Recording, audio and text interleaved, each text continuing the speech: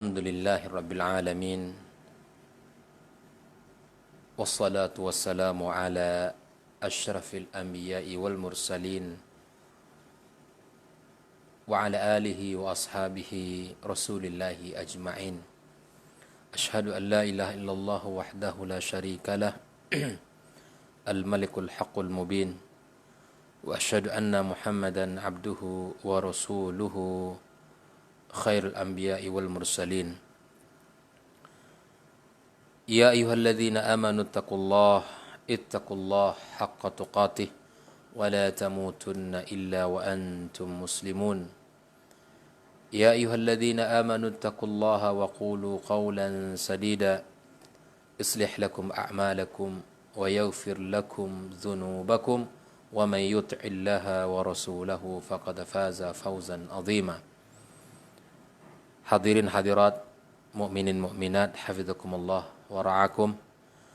Kembali di pagi yang penuh berkah kita dipertemukan Allah Azza wa Jalla dalam suasana keimanan dan keislaman kepadanya. Mudah-mudahan Allah senantiasa memudahkan kita untuk melakukan kebaikan-kebaikan serta menjalankan perintah-perintah yang telah disampaikan oleh Nabi kita sallallahu alaihi wasallam serta apa yang telah termaktub dalam kitab sucinya. Kita berharap kepada Allah menerima segala kebaikan kita dan menjadikan ilmu yang kita pelajari bersama sebagai bekal dan penerang jalan kita menujunya. Salawat dan salam kita aturkan, kita sampaikan untuk junjungan kita Nabi Muhammad sallallahu alaihi wasallam yang mana kita berusaha untuk mencontoh dan mentauladaninya di dalam kehidupan kita, di dalam mengurusi diri kita dan keluarga kita, di dalam beribadah kepada Allah, di dalam bermuamalah, bermasyarakat, berinteraksi sosial di antara kita semua. Manusia pilihan, manusia agung yang Allah utus untuk keselamatan kita dan sebagai qudwah hasanah bagi kita bersama.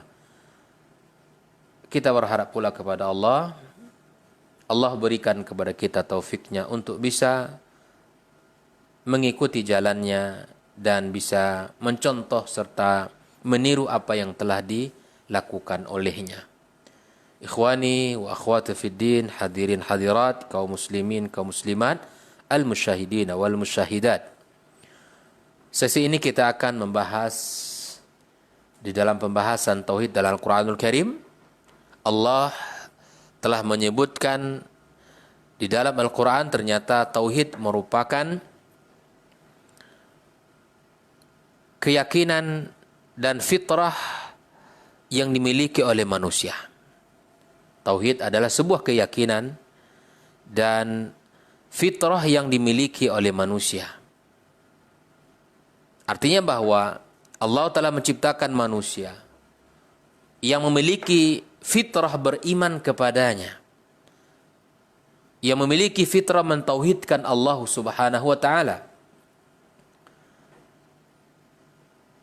Dan manusia dilahirkan Allah Azza wa Jalla dalam keadaan beriman, mengimani keberadaan Allah Tabaraka wa Ta'ala, bahwa tidak ada Tuhan yang berhak disembah kecuali Allah, dan tidak ada Rabb selain Allah Tabaraka wa Ta'ala. Jika seandainya manusia ini dibiarkan dalam keadaan fitrah yang aslinya, ia akan tumbuh menjadi orang yang mentauhidkan Allah Azza wa Jalla.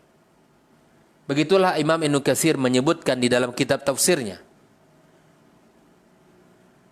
Ketika Allah Subhanahu wa taala menyebutkan sebuah ayat di dalam surat Ar-Rum, Allah taala katakan fa'akim wajhaka lid-dini hanifa. Hadapkanlah wajahmu dengan lurus kepada agama Allah. Fitratallahi allati fatara an-nasa 'alaiha.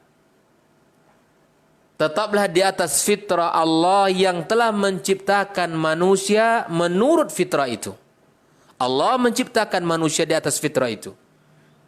La tabdila li khalqillah. Tidak ada perubahan pada fitrah tersebut. Zalikad dinul qayyim. Itulah agama Allah yang lurus. Walakinna aktsaran nas la ya'lamun. Tetapi kebanyakan manusia tidak mengetahuinya. Di dalam ayat ini kita dapatkan pelajaran dari Allah bahwa ternyata Allah menciptakan kita di atas fitrah. Di atas fitrah kita mentauhidkan Allah Azza wa Jalla. Dan hal ini sejalan dengan apa yang disampaikan Nabi kita sallallahu alaihi wasallam. Ma min mauludin illa yuladu 'alal fitrah.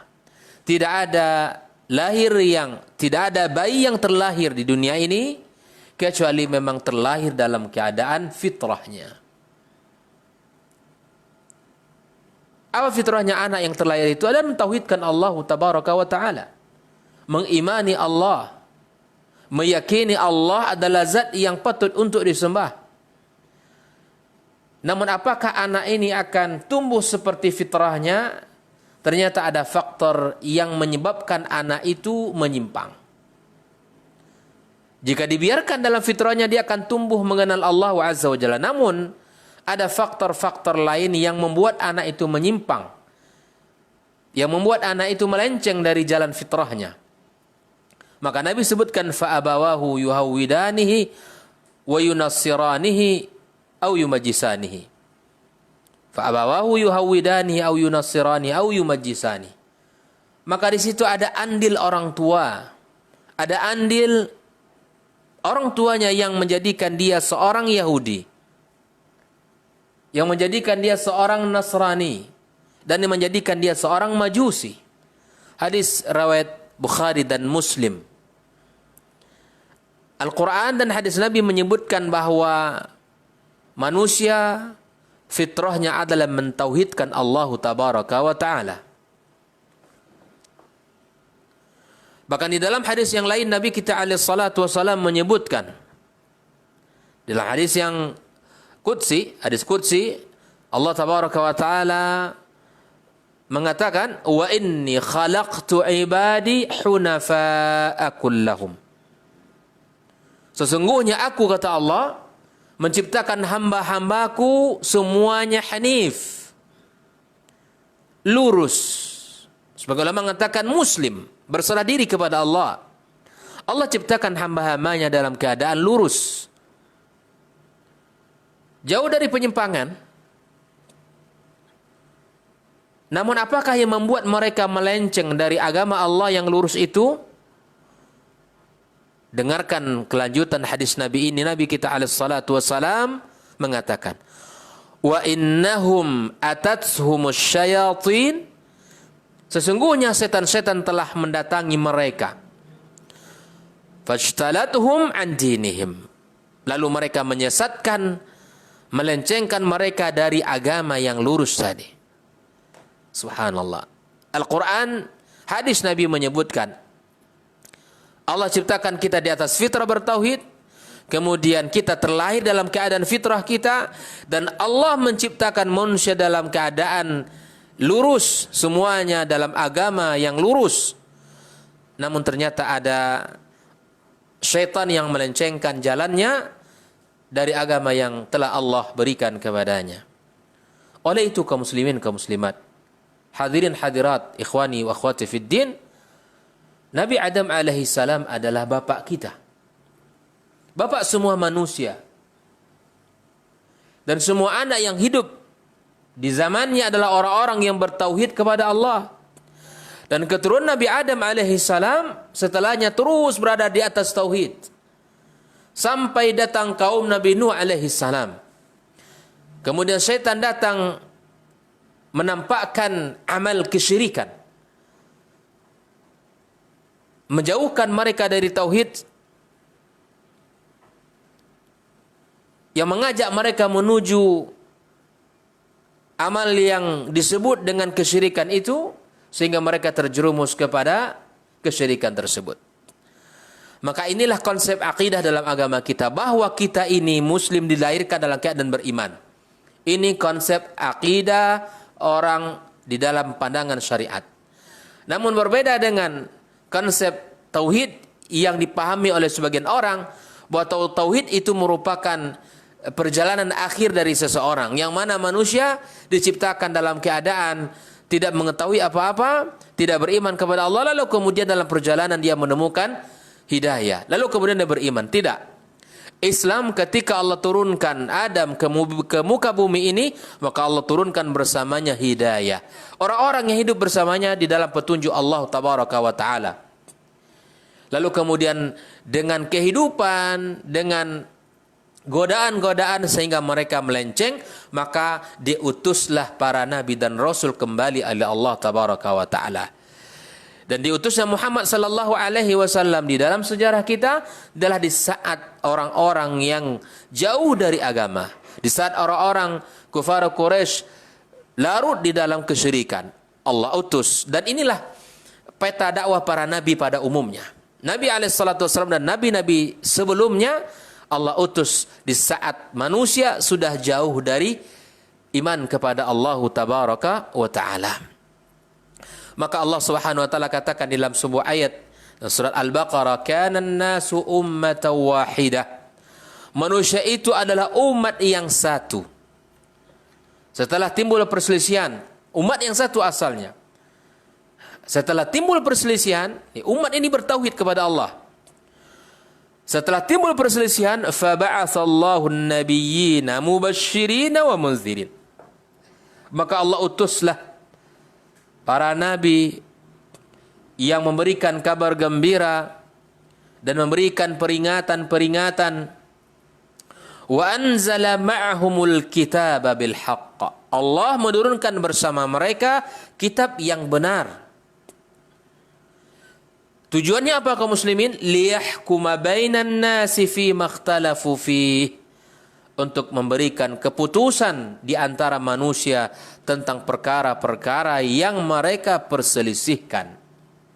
Umat ini satu, setelah terjadi perselisihan, maka kemudian Allah mengutus para nabi dan rasul yang memberikan kabar gembira dan peringatan. Dan Allah turunkan bersama mereka itu kitab. Allah turunkan kepada Muhammad alaihissalatu wassalam Al-Quranul Karim. Dengan tujuan memberikan keputusan kepada mereka terhadap apa yang mereka perselisihkan. Terhadap apa yang mereka perselisihkan.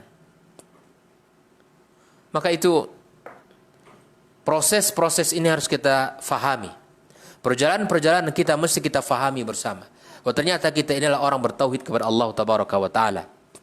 Dan kita adalah orang-orang yang mengenal Allah Tabaraka wa Ta'ala ya, dengan segala keagungan kebesarannya. Namun kemudian ternyata ada beberapa faktor yang membuat kita ini melenceng. Yang pertama adalah syaitan yang datang mengajak kepada kesyirikan. Yang kedua adalah faktor orang tua yang menyimpangkan anaknya dari kebenaran tersebut. Diriwayatkan dari Abdullah bin Abbas radhiyallahu tabaraka wa ta'ala. Beliau berkata, "Kana baina Nuh wa Adam 'asharatu qurun." Antara dakwah Nabi Nuh dan Nabi Adam itu 10 generasi. Ya, 10 generasi itu apakah 10 generasi yang kita pahami 100 tahun setiap generasi? Wallahu a'lam bishawab. Namun Nabi menyebutkan 10 generasi. Kulluhum ala syari'atin minal haqq.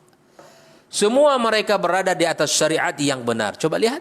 Dari Adam alaihissalam sampai diutusnya Nuh alaihissalam, itu semuanya berada pada agama yang hak. Fakhtalafu. Tetapi kemudian setelah itu mereka berselisih. Apa yang Allah lakukan kaum muslimin, kaum muslimat? Faba'atsallahu an-nabiyyin mubashshirina wa munzirin. Allah mengutus para nabi sebagai pemberi kabar gembira dan memberi peringatan. Fungsi nabi itu Allah utus untuk memberikan kabar gembira, janji-janji Allah dan pahala-pahala yang Allah sediakan bagi orang yang taat, serta memberikan peringatan dan pelajaran kepada orang-orang yang melenceng, yang tidak beriman, yang kufur dan ingkar, yang tidak taat dan patuh kepada agama Allah Tabaraka wa Ta'ala. Maka kalau kita bertanya, apakah penyebab perselisihan mereka itu kaum muslimin, kaum muslimat? Maka penyebab perselisihan manusia pertama kali di muka bumi adalah kemusyrikan. Kesyirikan yang dilakukan oleh kaum Nuh alaihi salam. Disebabkan apa kaum muslimin kesyirikan ini adalah ghulu. Karena ghulu merupakan pintu atau gerbang kesyirikan itu sendiri. Ghulu di dalam mengagungkan orang-orang saleh. Ghulu di dalam mengagungkan orang-orang yang baik. Ghulu dalam mengagungkan orang-orang yang dianggap ahli ibadah. Allah Subhanahu wa taala telah menyebutkan tentang kaum Nabi Nuh alaihi salam, wa qalu, mereka berkata, la tadharunna alihatakum wa la tadharunna wadda wa la suwa'a wa la yaghutha wa ya'uqa wa nasra. Jangan sekali-kali kalian tinggalkan menyembah ilah-ilah kalian. Jangan pula sekali-kali kami meninggalkan penyembahan terhadap Wad, terhadap Suwa, dan terhadap Yaghuth, dan terhadap Ya'uq dan Nasra. Ini Tuhan-Tuhan mereka.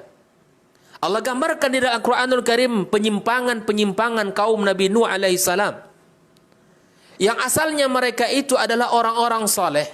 Yang asalnya mereka itu adalah orang yang taat kepada Allah Tabaraka wa Ta'ala. Setelah mereka meninggal semuanya, lalu kemudian datanglah generasi berikutnya, generasi berganti generasi. Lalu kemudian fastalatuhumus syayatin, dan mereka dilencengkan oleh syaitan. Mereka ini ya didatangi oleh syaitan.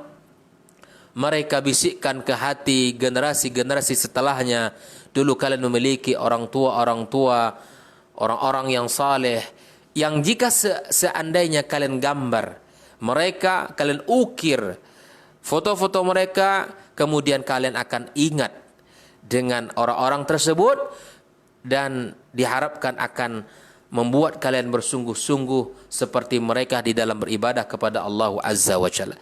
Maka mereka lakukan. Generasi-generasi yang tidak memahami agama, mereka buat gambar mereka, mereka tempelkan di dinding, dan mereka ingat dilihatnya foto-foto mereka, sehingga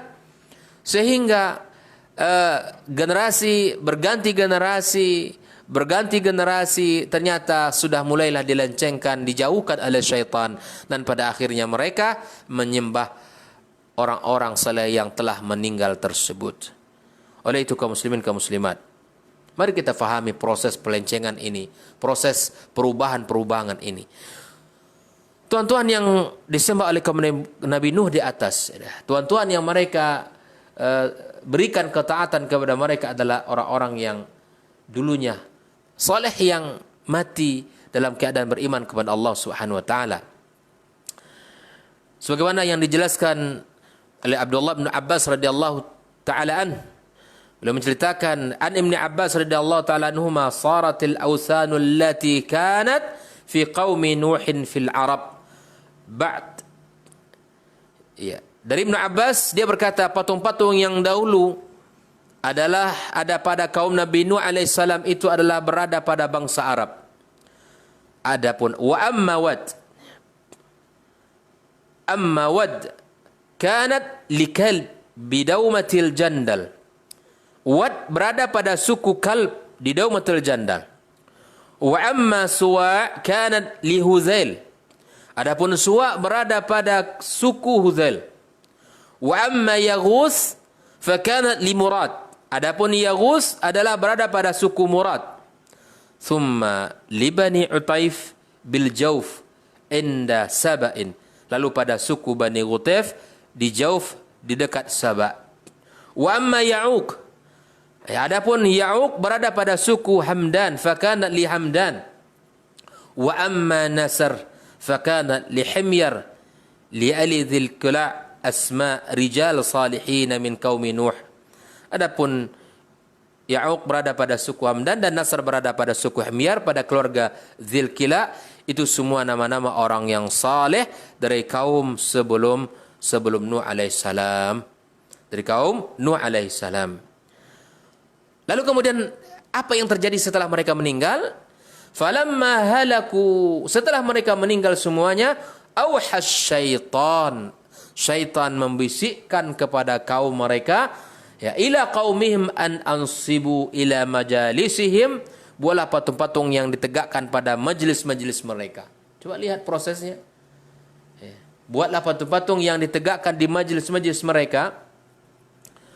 Allati kanu yajlisuna ansaban wa sammuha bi asmanihim atau bi asmaihim. Patung-patung itu yang mereka dulu biasa duduk, ya, didudukkan di tempat yang dulu mereka biasa duduk di sana, dan di manakah dan dinamakan dengan nama-nama yang mereka lakukan. Fafa'alu falam tu'bad hatta idza halaka ulaik wa tunsakhl ilm ubidat. Dan patung-patung itu tidaklah disembah sehingga ketika mereka generasi-generasi pembuat patung itu mati. Di pada generasi pembuat patung mereka tidak disembah dulu. Ya, setelah mereka meninggal semuanya dan ilmu agama telah hilang, patung-patung itu kemudian disembah seperti menyembah Allah Subhanahu wa taala. Inilah proses di mana manusia menyimpang dari agama Allah Subhanahu wa taala. Syekh Abdul Rahman Ibn Hasan Al-Syekh berkata di dalam menjelaskan, dia mengatakan ia memberikan faedah berhati-hati. Kata beliau, berhati-hati dari hulu dan sarana-sarana kemusyrikan. Beliau menasihati kita, berhati-hatilah dari sikap hulu dan sarana-sarana kemusyrikan. Walaupun niatnya baik. Awalnya niatnya baik. Niat mereka apa? Agar mereka mengenang kebaikan dan kesolehan orang-orang yang telah mendahului mereka. Di niat baik saja tidak cukup. Karena sesungguhnya syaitan memasukkan mereka orang-orang di zaman Nuh dari pintu hulu. Jadi hulu di dalam mentakzimkan orang soleh tersebut, akhirnya masuklah pintu kemusyrikan di situ. Hulu terhadap orang-orang soleh dan berlebih-lebihan di dalam mencintai mereka. Sebagaimana telah terjadi semisal itu di dalam umat ini. Syaitan menampakkan kepada mereka berbagai bid'ah dan ghulu dengan bentuk mengagungkan orang-orang saleh dan yang mereka cintai. Sehingga akhirnya syaitan menjerumuskan ke dalam perkara yang lebih besar dari itu, yaitu menyembah orang-orang saleh tersebut dari selain Allah Subhanahu wa taala. Silakan buka Fathul Majid di dalam kitabnya. Silakan buka kitab Fathul Majid. Maka ghulu dan sarana-sarana kemusyrikan mestilah kita berhati-hati dengannya. Karena itu merupakan pintu gerbang kemusyrikan. Pintu gerbang kemusyrikan. Kita memang mencintai orang-orang soleh. Dan itu bagian daripada iman. Mencintai para nabi, para sahabat, para tabi'in dan tabi'in dan kaum salaf. Pada umumnya orang-orang yang taat kepada Allah, kita mencintai mereka karena Allah tabaraka wa ta'ala. Bahkan Nabi SAW mengatakan itu kepada kita, bahwa di antara tanda imannya seseorang adalah di mana dia mencintai saudaranya. Tidaklah sempurna iman seseorang, kata Nabi SAW, sampai dia mencintai saudaranya sebagaimana dia mencintai dirinya. Apalagi orang-orang soleh yang mereka ini taat kepada Allah, yang mereka ini adalah orang-orang yang luar biasa di dalam ibadah kepada Allah, dalam ketakwaan, dalam segala hal. Maka tentu kita mencintai mereka karena mereka mencintai Allah Subhanahu wa taala. Namun di dalam mencintai orang saleh ada batasan-batasan tertentu. Bahkan Nabi SAW saja mengingatkan. Kata Nabi, jangan kalian memujiku seperti mana orang-orang ya Nasrani memujiku. pujian-pujian yang sanjungan-sanjungan yang diberikan kepada Nabi sallallahu alaihi wasallam diperingatkan oleh Nabi kita alaihi salatu wasallam. Kenapa demikian? Karena itu akan menjadi pintu kemusyrikan. Ghulu, kemudian nanti kita akan masuk kepada setelahnya itu kemusyrikan. Ya, menyembahnya, mengkultuskannya, kemudian mengagungkan melebihi dari apa yang sesungguhnya. Memuliakan dari apa, melebihi dari apa yang sebenarnya. Mencintai aulia, mencintai para orang-orang yang saleh adalah kebaikan dan kemuliaan. Namun mencintai mereka tentu ada batas dan ada kaidah-kaidah yang mesti kita fahami bersama. Ikhwani wa akhwati fiddin hafizakumullah. Maka kita sebagai orang-orang yang beriman kepada Allah tabaraka wa taala, adalah kita memahami sekali lagi ternyata memang fitrah kita semua adalah mentauhidkan Allah Subhanahu wa taala. Fitrah kita semua adalah beriman kepada Allah Subhanahu wa taala. Pada pertemuan sebelumnya kita juga sedikit sudah singgung bahwa ternyata Allah Subhanahu wa taala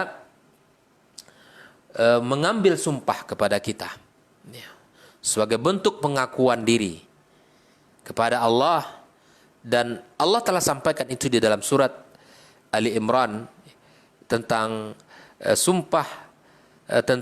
sumpah-sumpah yang telah Allah sebutkan kepada kita. Dan ikhwani wa akhwati fiddin hafizakumullah, ada dua alasan manusia sebagai kelalaian manusia di dalam kehidupan ini. Orang-orang Nasrani, orang-orang yang mereka masya Allah di dalam disebutkan di dalam sejarah, orang-orang yang sifatnya mereka ini adalah orang-orang yang disebut dengan ruhban. Mereka orang-orang yang taat, orang-orang yang kalau malam harinya seperti orang-orang yang menghidupkan malam, disebut dengan ruhban, ya, rahib. Orang-orang yang kesungguhan di dalam ibadah itu sangat tinggi. Namun kesungguhan ibadah kalau kita tidak barengi dengan ilmu, kalau kita tidak sempurnakan dengan panduan, maka ini akan melencengkan kita. Sehingga apa? Sehingga kita akan melakukan tidak sesuai dengan panduan. Orang-orang Yahudi sebaliknya, mereka ini orang-orang yang sibuk dengan kehidupan dunia, sibuk dengan materi, yang cinta. Namun mereka sesungguhnya mengetahui kebenaran, tetapi mereka tidak mengamalkan amalan tersebut, dan akhirnya mereka juga mendapatkan hukuman dari Allah Subhanahu wa taala, sebagaimana juga orang-orang Nasrani juga mendapatkan teguran yang keras dari Allah tabaraka wa taala. Bahkan di dalam surat Al-Fatihah, ya, kita sering di dalam salat kita baca, di dalam salat kita ulang-ulang, ya, ihdinas siratal mustaqim, ya, tunjukilah kami jalan yang lurus, ya, siratal ladzina an'amta alaihim, ya, jalan yang engkau beri nikmat kepada mereka, minan nabiyyin wasiddiqin wasyuhada'i wassalihin wa hasuna ulaika rafiqa. Ghairil maghdubi alaihim waladdallin, tidak jalan orang-orang Yahudi, ya, ibal maghdub itu orang-orang Yahudi, orang yang dimurkai Allah, orang Yahudi. Kenapa dimurkai Allah? Seperti apa yang kita sebutkan, mereka ini sesungguhnya mengetahui daripada syariat itu, faham, berilmu mereka ini. Tetapi mereka ini karena cinta materi, cinta dengan dunia yang begitu tinggi, maka kemudian mereka melari dari agama Allah dan mereka meninggalkan agama Allah Subhanahu wa taala. Dan kelompok yang ketiga adalah ad-dhalin, itu orang-orang yang sesat. Itu mereka orang-orang Nasrani yang mereka ini semangatnya luar biasa dalam beribadah kepada Allah, namun kemudian mereka tidak memiliki panduan, yang tidak belajar dan tidak diiringi dengan apa yang disampaikan oleh Nabi mereka, maka kemudian mereka juga melenceng. Ya, semangat ibadah saja tidak cukup, tetapi harus diiringi dengan ilmu yang benar. Bukankah di dalam bab-bab ibadah, bab-bab kebaikan itu harus didahului dulu dengan ilmu? Sebagaimana Imam Al-Bukhari menyebutkan dalam kitab sahihnya, bab al-ilmu qabla al-qawli wal amal. Maka jangan sampai kita melenceng dari perbuatan orang-orang Yahudi yang tidak mengamalkan ilmunya, dan jangan sampai pula kita melenceng dari semangat yang tinggi dalam ibadah tapi tidak memenuhi panduan yang betul. Umat Islam hendaklah dia berjalan di atas tauhid kepada Allah Azza wa Jalla dengan belajar dengan sungguh-sungguh serta mengamalkan ilmu tersebut sesuai dengan apa yang telah dipandu oleh Nabi dan Rasul kita Muhammad sallallahu alaihi wasallam. Ikhwani wa akhwati fillah hafizakumullah. Kemudian dari apa yang kita sampaikan tadi kaum muslimin kaum muslimat, maka dapat kita ambil beberapa pelajaran dari hadis ayat dan hadis yang kita sampaikan tadi. Yang pertama, Allah Subhanahu wa taala mengingatkan manusia terkait tentang proses permulaan penciptaan yang mana adalah dari tulang sulbi Nabi Adam alaihissalam, sebagaimana kita sampaikan pada ayat yang sebelumnya, dan pengambilan janji dan sumpah kepada manusia bahwa mereka telah bersaksi kepada Allah Subhanahu wa taala dan tidak akan menyekutukan Allah dengan satu apapun. Yang kedua merupakan tauhid adalah fitrah manusia.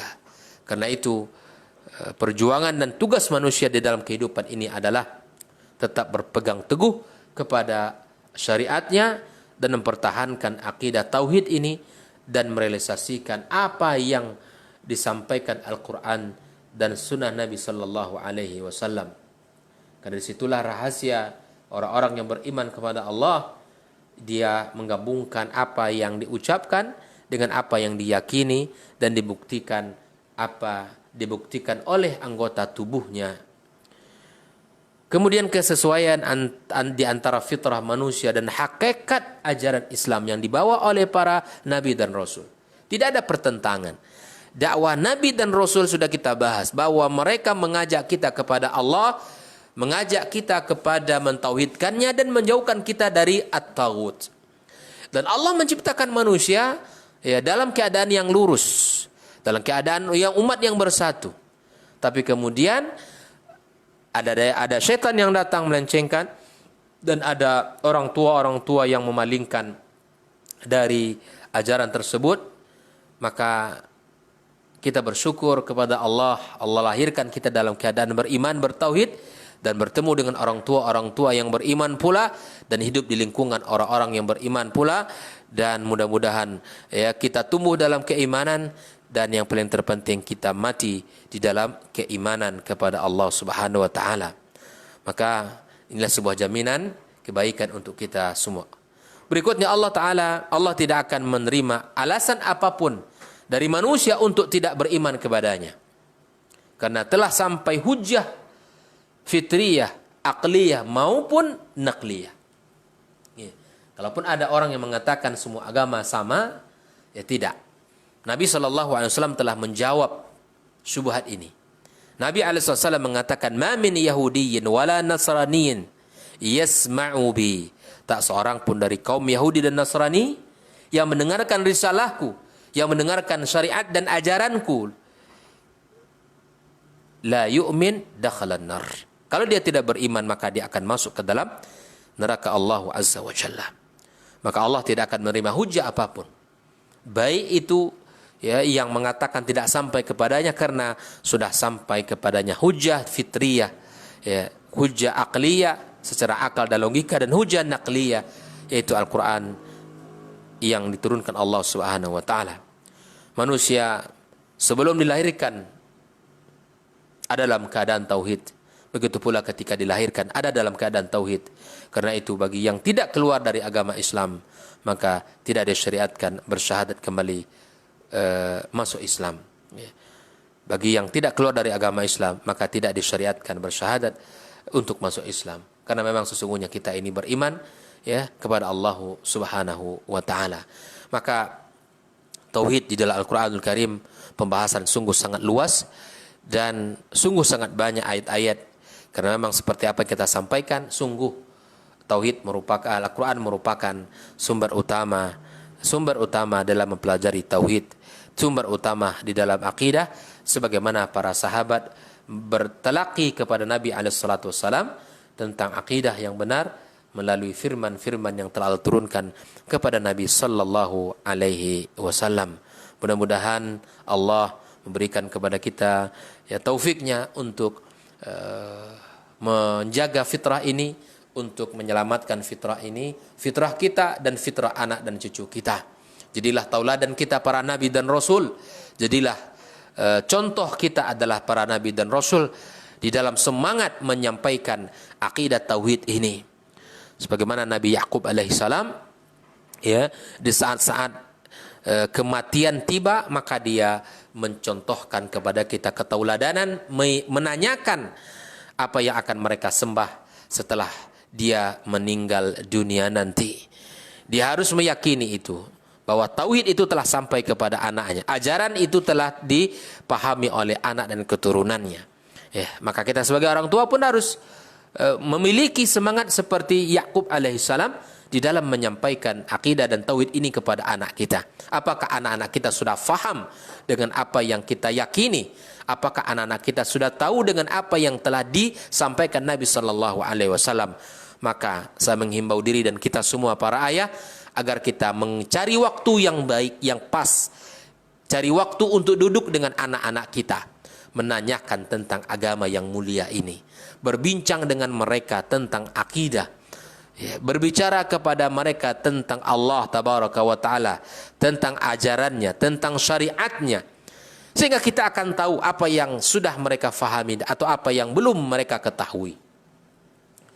Sesungguhnya tugas orang tua sangat berat di sisi Allah subhanahu wa ta'ala, apatah lagi di dalam menyelamatkan mereka dari neraka Allah tabaraka wa ta'ala, sebagaimana firman-Nya, qu anfusakum wa ahlikum narah.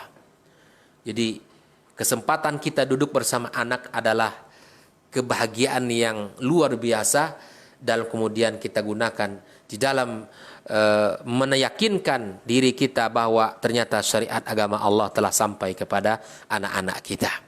Makanya Yakub alaihissalam ketika bertanya kepada anak-anaknya, ma ta'buduna min ba'di, apakah yang kalian sembah nak setelah aku meninggal nanti? Maka dengan jelas anaknya mengatakan, qalu na'budu ilahaka wa ilaha abaika Ibrahim wa Ismail wa Ishaq ilahu wahida wa nahnu lahu muslimun. Alhamdulillah, tenanglah Yakub alaihissalam, karena kalimat tegas lahir dari lisan anak-anaknya, menyembah Rabbnya, menyembah Tuhan kakeknya, disebutkanlah jenjang nasab dan keturunan, sehingga membuat Yakub alaihissalam menjadi ayah yang amanah di sisi Allah subhanahu wa ta'ala. Dan begitu pula semangat Nabi Nuh alaihissalam ketika gelombang lautan yang begitu tinggi, ombak yang begitu keras menghantam orang-orang yang tidak beriman kepada Allah. Di saat itu pun semangat itu masih ada pada Nabi Nuh alaihissalam untuk mengajak anaknya beriman kepada Allah tabaraka wa ta'ala. Maka Nabi Nuh mengatakan, ya bunayya arkam ma'ana, wahai anakku, mari ke sini nak, naiklah ke kapal kami bersama ayah. Ya, wala takum ma'al kafirin, janganlah kamu bersama orang-orang kafir. Ada harapan di hati ayahnya, janganlah kamu bersama orang-orang kafir. Dia tidak mengatakan janganlah kamu termasuk dari golongan orang kafir. Maka ini merupakan ajakan dari hati yang dalam dari seorang nabi dan rasul. Nuh alaihissalam, janganlah kamu menjadi orang kafir, tetapi janganlah kamu bersama orang kafir. Diajak dulu. Tapi kemudian Allah azza wa jalla menegur Nuh alaihissalam, mengingatkan Nuh, ya, ketika Nuh mengingatkan Allah tentang janjinya, maka kemudian Allah katakan, innahu laisa min ahlik, itu bukanlah keluargamu, karena pemisahan antara kita dengan saudara kita dengan keluarga kita adalah akidah ini. Kalau dia beriman berarti dia adalah bagian dari kita. Kalau dia bukan, maka dia tidak beriman, maka dia tidaklah dari kita. Makanya di antara yang penghalang terhadap Waris itu sendiri adalah ya ketika ada orang yang murtad, ketika ada orang-orang yang keluar dari syariat Allah Subhanahu wa taala. Dan masih banyak semangat para nabi. Insyaallah mudah-mudahan Allah berikan pertemuan-pertemuan berikutnya bagaimana dakwah Nabi Ibrahim kepada ayahnya. Ya, semangat menyampaikan tauhid kepada ayahnya. Beliau mengatakan dengan kata yang indah, ya abati, wahai ayahku. Maka kita pelajaran ini untuk kita bersama kaum muslimin. Orang tua kita yang dia beriman kepada Allah, Islam, mungkin dia tidak sholat. Mungkin dia belum mengajarkan agama ini sebaiknya, semaksimalnya. Yang kita harapkan. Maka jangan sampai lisan kita ini berkata kasar kepada orang tua kita, apalagi mendoakan keburukan kepada mereka. Jangan pernah putus asa untuk mendoakannya.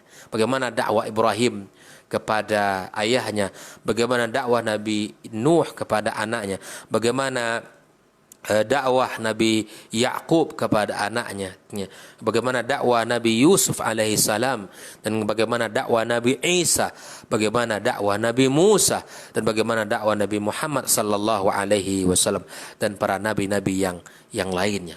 Maka sungguh ya mereka semua mengajak kepada iman dan tauhid kepada Allah Subhanahu wa taala. Wabillahi taufik. Saya serahkan kepada Pak Rey. Baik, barakallahu jazakallahu khairan untuk materi kita di kesempatan hari ini, untuk bagian yang ketiga ataupun sesi terakhir pembahasan kita hari ini. Insyaallah di Senin depan kita akan masuk dengan lanjutan ataupun tema yang berbeda. Kita ke pertanyaan seperti biasa, teman-teman yang ingin bertanya di sesi terakhir ini silakan ke 081273335531. Sudah ada beberapa pertanyaan yang masuk di pesan singkat di WhatsApp kita. Assalamualaikum warahmatullahi wabarakatuh, Ustaz. Salam. Semoga Ustaz selalu dalam lindungan Allah Subhanahu wa taala. Amin ya Rabb. Ingin bertanya Ustaz, sebagaimana yang kita maklum atau kita tahu bahwa jin dan manusia tujuan utama penciptaannya adalah untuk beribadah kepada Allah Subhanahu wa taala. Yang ingin Anda tanyakan, apakah jin khususnya ini memakai atau menjalankan juga syariat yang dibawa Nabi Muhammad dalam beribadah? Apakah mereka juga sholat dan sebagainya? Jazakallahu khairan, Ustaz.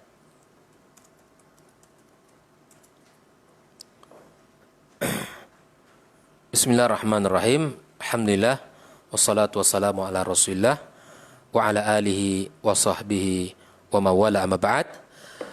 Terima kasih atas pertanyaannya. Allah Subhanahu wa taala mengatakan, "Wa ma khalaqtul jinna wal insa illa liya'budun." Dan tidaklah kuciptakan jin dan manusia kecuali untuk beribadah kepada aku, kata Allah. Para ulama liya'budun ay liyuwahhidun, mentauhidkan Allah Subhanahu wa taala.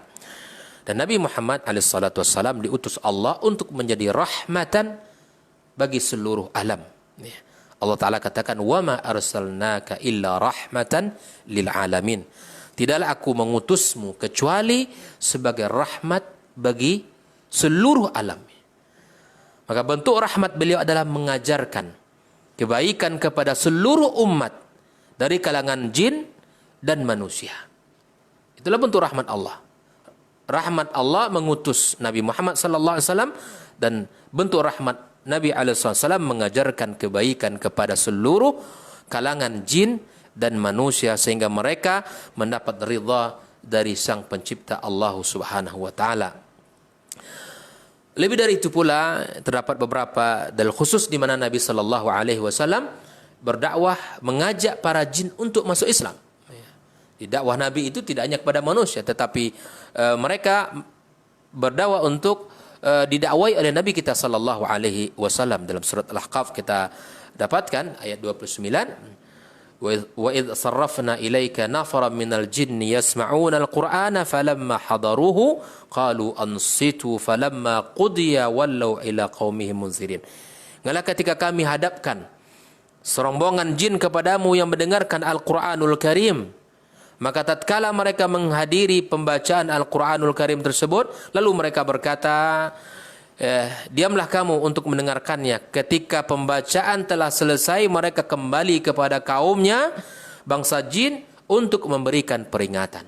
Al-Imam Ibnu Katsir rahimahullah ta'ala menukil keterangan dari Ibnu Abbas radhiyallahu ta'ala anhu bahwa sejumlah mereka ya, ada 7 jin yang semuanya rajin beribadah kepada Allah Subhanahu wa taala.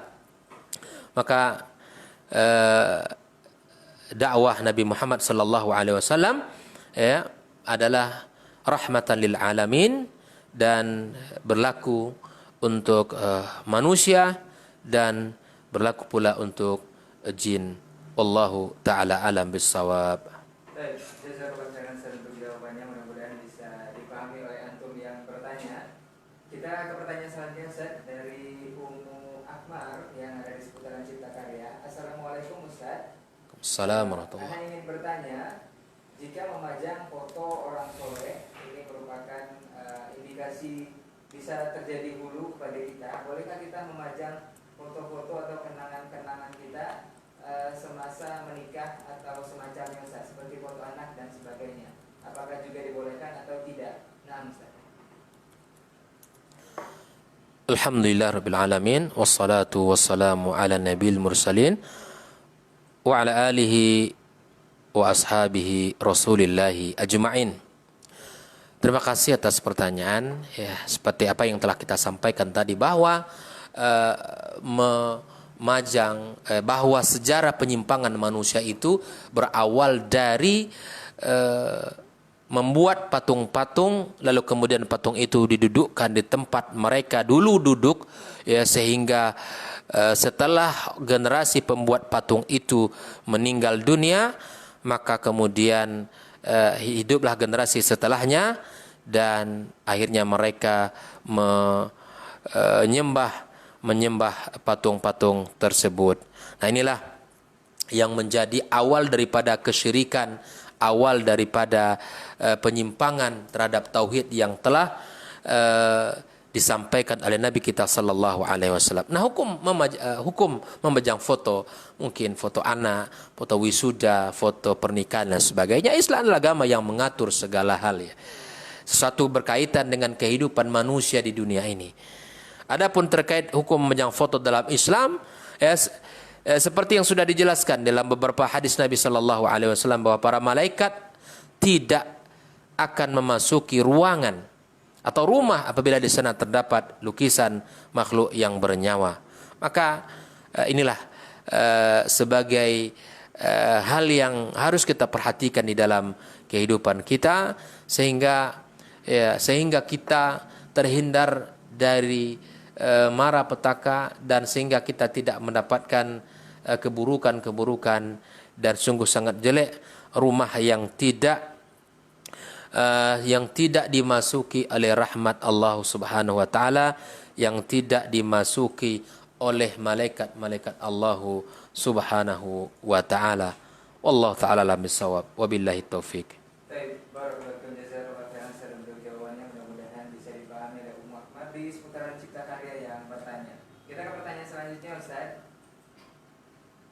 Assalamualaikum Ustaz.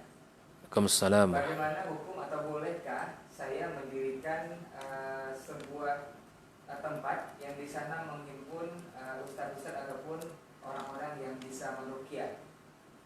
Ini seperti apa, Ustaz? Ya. Bismillahirrahmanirrahim. Alhamdulillah wassalatu wassalamu ala Rasulillah wa ala alihi wa sahbihi wa mawala ma ba'd. Naam, di dalam agama kita dibolehkan, ya, kita melakukan pengobatan dengan syar'i melalui Al-Qur'anul Karim. Dan sebaik-baik ruqyah yang dilakukan adalah oleh orang itu sendiri. Sebaik-baik ruqyah yang harus dilakukan adalah orang itu sendiri terhadap dirinya dengan cara membaca Al-Qur'anul Karim, membaca firman Allah tabaraka wa taala. Maka kalau kita sudah terbiasa membaca ayat-ayat Allah di dalam selama bulan suci Ramadan, maka jangan pernah kita tinggalkan kebiasaan baik itu setelah bulan suci Ramadan itu selesai. Bacalah setiap hari, ya, sesuai dengan kemampuan kita. Namun jangan pernah hari itu lewat tanpa kita membaca Al-Quranul Karim. Adapun mendirikan sebuah tempat yang mana itu adalah dikumpulkan orang-orang para peruqyah, ya, secara hukum asalnya adalah boleh mendirikan tempat itu. Namun perlu kita ketahui pula bahwa orang-orang yang meruqyah itu, ya paling tidak kita harus tahu pula orang-orangnya dari sisi manhaj dan akidahnya. Karena hari ini banyak sekali orang yang berlindung di balik bahasa ruqyah, namun ternyata di situ adalah pengobatan yang ada kesyirikannya. Nah, ini yang harus kita fahami bersama. Ini yang harus kita fahami. Ya, untuk membuat sebuah tempat yang digunakan untuk kebaikan itu hukum asalnya boleh. Ya. Namun jika seandainya tempat itu digunakan untuk meruqyah, maka saya berpesan, lihatlah siapa orang yang akan meruqyah tersebut. Dari sisi akidahnya, dari sisi amaliyahnya, dari sisi ibadahnya kepada Allah Tabaraka wa Ta'ala. Kita lihat. Karena jangan sampai tempat yang kita niatkan untuk kebaikan sehingga menjadi sumber kesyirikan. Sumber pengobatan yang tidak benar. Ya. Oleh itu, ya, kita lihat sejarah perjalanan manusia tadi di dalam pembahasan kita sungguh sangat jelas penyimpangan itu terjadi dikarenakan ya berawal daripada kesyirikan. Wallahu taala alam bisawab. Baik, jazakallahu khairan Ustaz untuk jawabannya. Mudah-mudahan bisa dipahami oleh yang bertanya. Kita ke pertanyaan terakhir sepertinya Ustaz. Assalamualaikum warahmatullahi wabarakatuh Ustaz. Assalamualaikum warahmatullahi Jika wabarakatuh. saya ingin memasuki suatu pengajian atau kelompok wirid, tetapi diminta oleh pengurus untuk bersyahadat lagi, salah satu syaratnya, apakah saya ikuti Ustaz atau saya tidak jadi masuk ke pengajian ini? Nah, Ustaz. Alhamdulillah wassalatu wassalamu ala Rasulillah wa ala alihi wa sahbihi wa mawala amma ba'd. Pertama, ya, kita harus tahu dulu ini majelis siapa. Ya.